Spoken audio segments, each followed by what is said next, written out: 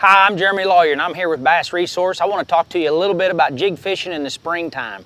You know, I'm from the Ozarks and that's where it's a really big player. We've about got a jig tied on year round.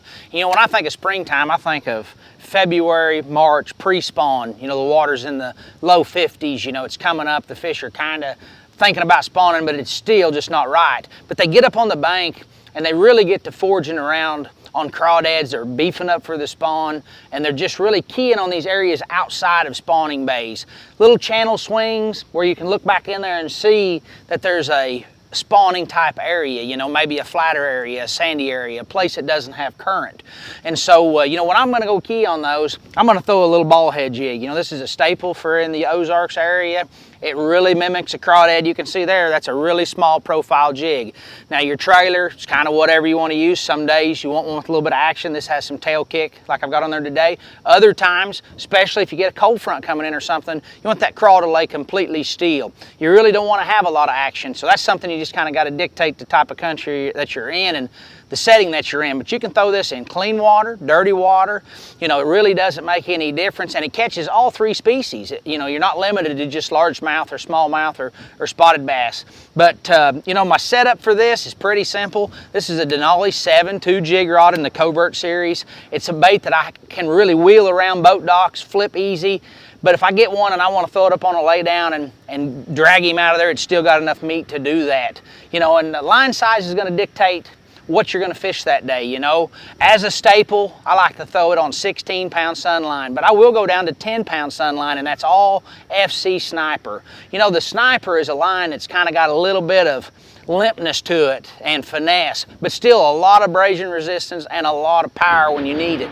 And so that right there is really something that I kind of want to make sure that I've got on both sides of it, so I stay with the Sniper. If you went to a different brand, it would have to just choose that wisely of how that you would break that down for your situation.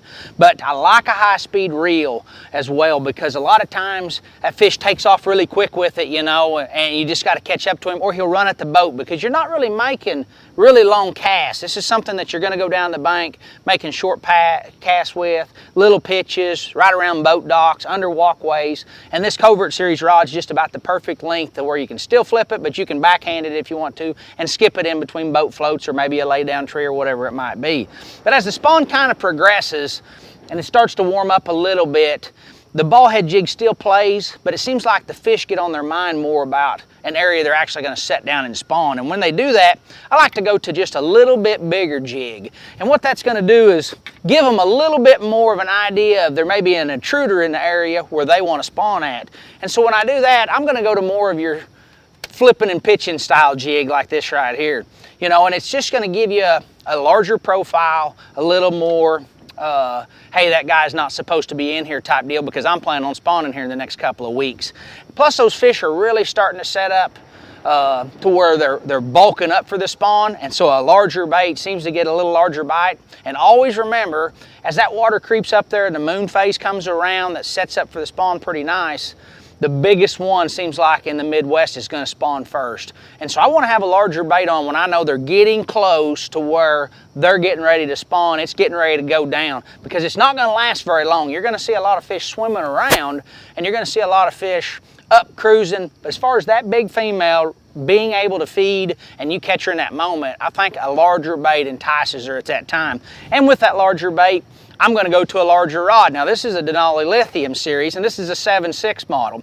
It's a actual swim bait rod, but it's got a lot of tip to it, and it's got a lot of backbone. So it's got about a 70-30 whenever you want to have an idea about if you can still flip it and pitch it or cast it. And it's kind of a great medium. It's not just a flipping stick, it's not just a casting rod. And so same setup with a high-speed 8.3 reel. And then what I've done on this is I went to shooter line. This is FC Shooter from Sunline, and this is going to be no less than 18 to 20 pound test. I prefer 22 to 25 if I can get away from it. I don't feel like that fish is eyeballing that bait thinking about the line. I think that it comes in there, they either see it and they make that distinct moment that they're going to eat it or they're not going to.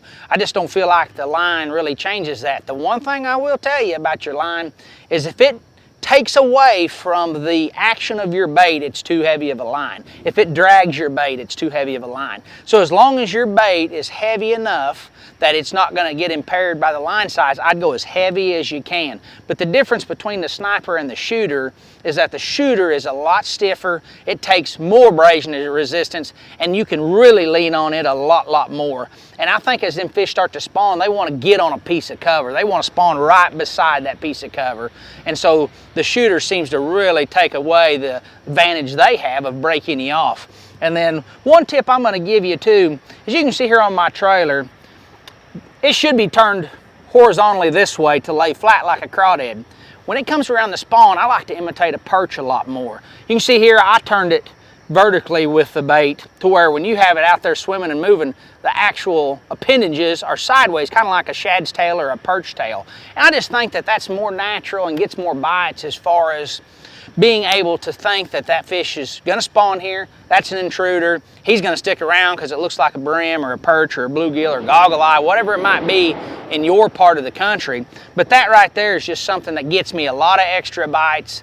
And I don't throw it like this all the time, but when you get around the spawn, be sure and kind of give that a try. It's a great way to increase your catch that day. And then as the post-spawn kind of comes on, we're going to move out and do a little bit of something different, you know, as the fish start to move. But as far as pre-spawn, coming up to spawn, this is a great 1-2 setup if you're in the right type of area to where you can actually target all three species, catch them in the spawn, catch them out of the spawn, and hopefully just have a lot better day on the water trying to do it a 1-2 punch this away.